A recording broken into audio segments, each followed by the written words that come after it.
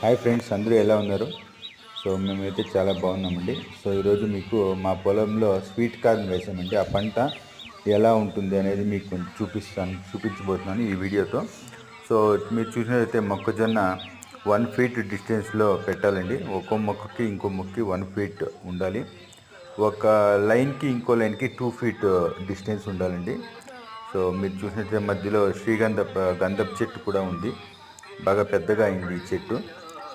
మొక్కజొన్న పంట చూసినట్లయితే పంట అయితే బాగా వచ్చిందండి. ఇంకొక 15-20 డేస్ అయితే పంట కంప్లీట్ అవుతుంది. అప్పుడు అంతా మొక్కజొన్న అంతా తీసేసి మళ్ళీ మేము మార్కెట్కి వేసి సేల్ చేసేస్తాము.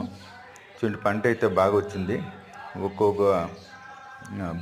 పంట బాగా దిగుబడి అయితే బాగా వచ్చింది. సో ఇలాంటి మరిన్ని వీడియోల కోసం నా ఛానల్ని సబ్స్క్రైబ్ చేయండి. మధ్యలో ఇలాంటి పూలు చెట్లు కూడా పెట్టుకున్నామండి. చాలా అందంగా ఉంటుంది చూడడానికి తోటలో. థ్యాంక్స్.